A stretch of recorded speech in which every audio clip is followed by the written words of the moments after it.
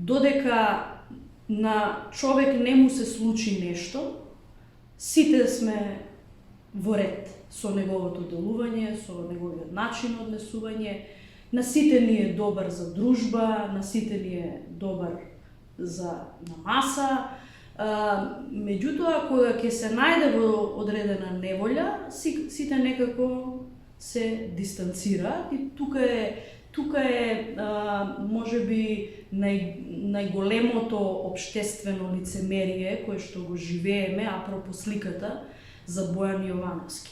Во овој контекст јас како човек, ова го човечки го кажувам, не како човек кој што го познава Бојан, можам да кажам дека во ниту еден момент на досега како човек не сум потценила никого.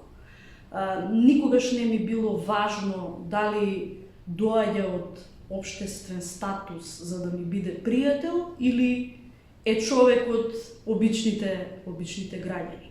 И само без предрасуди можете да ги прифатите луѓето и да имате коректна комуникација. Јас Бојан го запознав сосема случајно во периодот кога дознав дека всушност во борбата во кадровските непринципиелности што се водеа за време на мојот мандат како технички министер за труд и социјална политика, сум спасила неколку вработени од отказ од работа, затоа што пријавиле криминал во секторот во кој што работеле.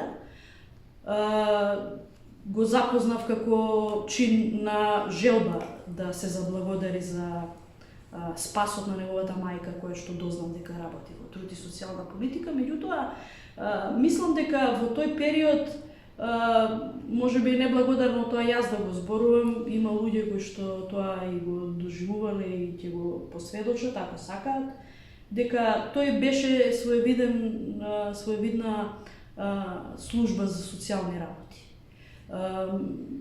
Не е убаво да ги заборавиме гестовите кои што ги правеше во тој период за многу семејства, на кои што институциите не можеа реално да помогнат.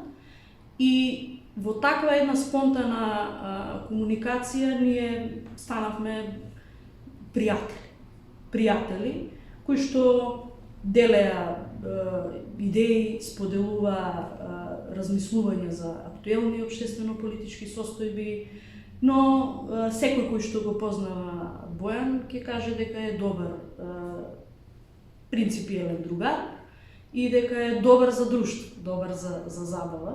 За жал тоа не сакаат сите да го признаат. Моето познанство е можеби и помалку во споредба со познанството што Бојан го имаше со други мои сопартици, други лица од јавниот живот, политичкиот живот, од бизнес заедницата.